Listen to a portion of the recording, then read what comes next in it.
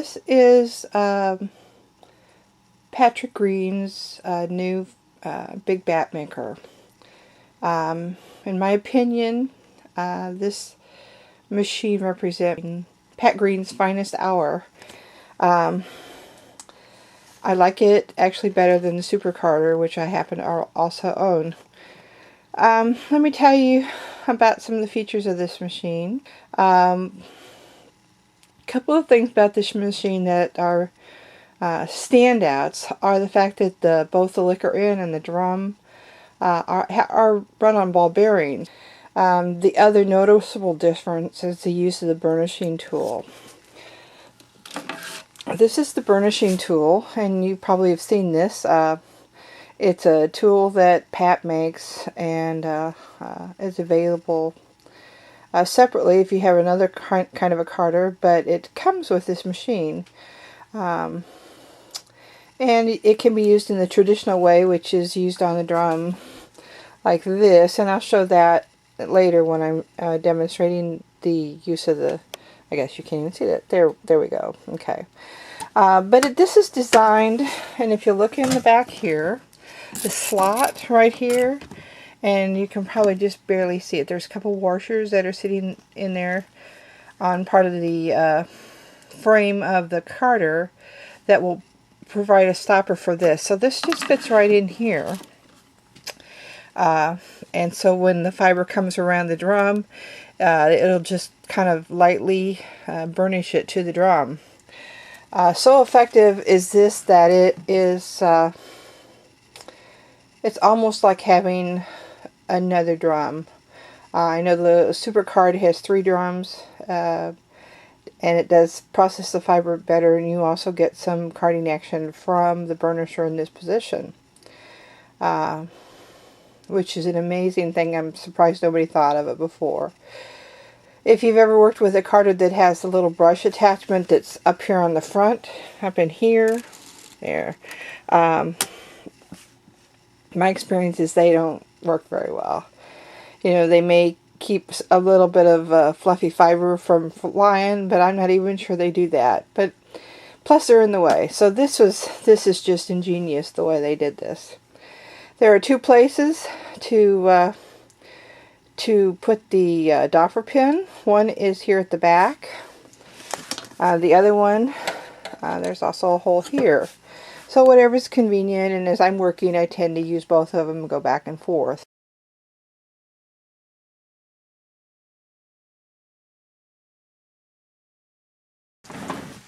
Okay, as I said, we're working with Alpaca this morning, and this has been, for the most part, washed. There's a few locks in here that escaped the wash cycle, but what I'm going to do here, and the staple on this is, oh, I don't know, I'd say between 5 and 6 inches, well, maybe, yeah, that's 4 there. But you can see some of this is pretty long. My goal with the first time through the carder is to just simply get it into a batt form.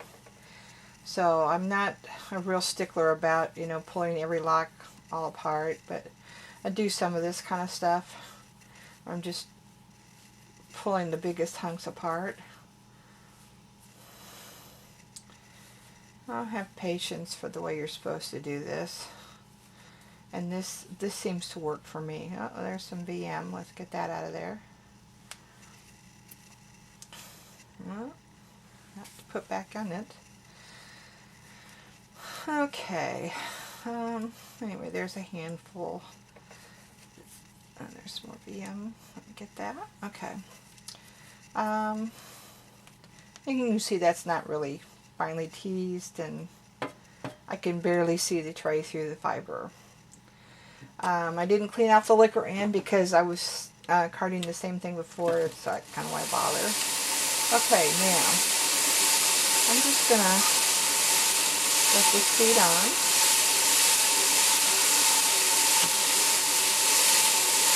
And for the most part, it's doing pretty good.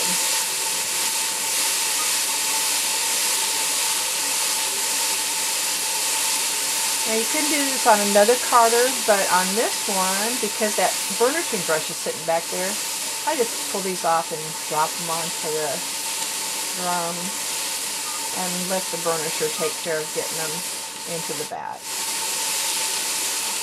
Simple. Okay. So, as you can see, it's kind of a mess on there, and that's okay.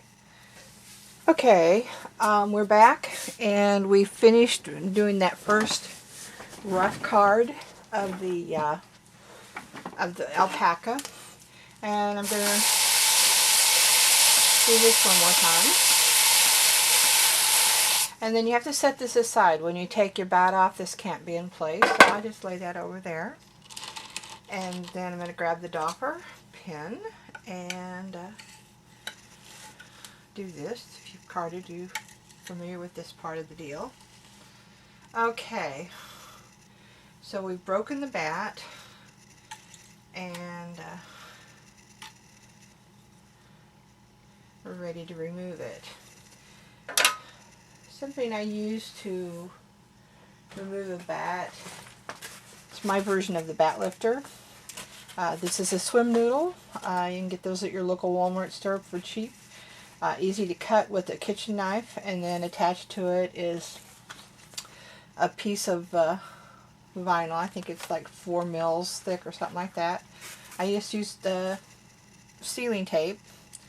And okay, so lay this in position, and the beginning of your bat, just kind of roll it over. I know there's some bat lifters that are skinny, like a dowel rod or something like that. I found that winding this fiber up on that hurt my hands after a while, because you had to hold it so tight and it's so little.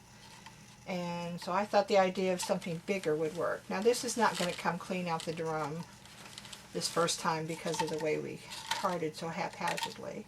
This is actually doing pretty well. And there's some little skinny stuff. Just take it and wrap it up over the bat. Okay, so there's the bat, and well, that's not going to come off. So then we just unroll it.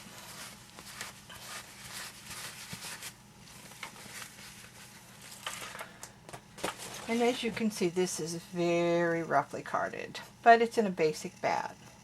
So I'm going to put this back here, and then I'm going to strip off about a quarter of this bat. Again, you can see it's real loose, and I have it all over my belly, which is pretty typical. This stuff goes everywhere. Okay, now what I'm going to do with this is I'm going to kind of pre-card it, or yeah, pre-draft it, I guess is the word. And as you do this, I don't know if you can see this or not, a lot of times your shortcuts will pop out. So far, so good.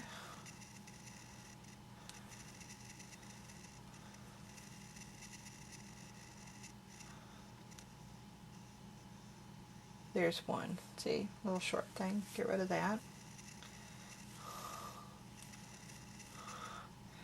Alpaca, this is Suri, and it's very, very slick, and so it tends to pull apart easier than you want it to.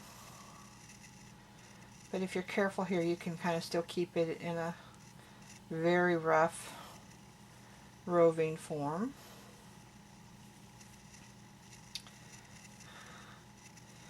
And of course this is enhancing the carding action too. I mean, what we're doing.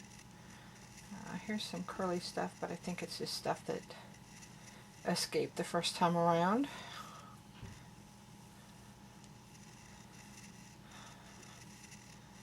Okay, and we're ready to do the second carding, and this is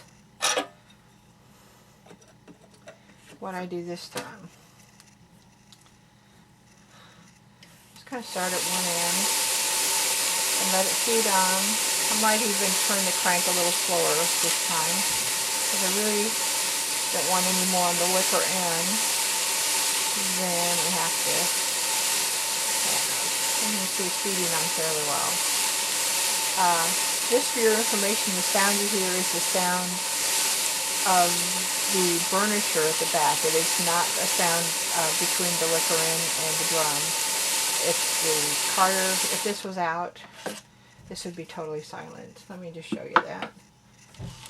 That's what it sounds like without the burnisher in there.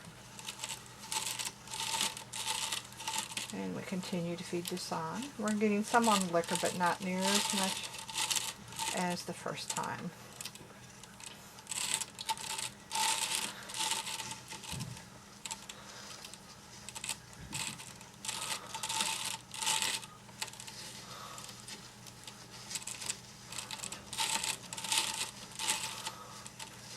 And then I just work my way back and forth.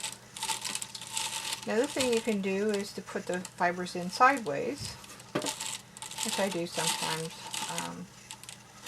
At this stage, you can pretty much do either. I'm going to put this back in, because I'm going to do this again.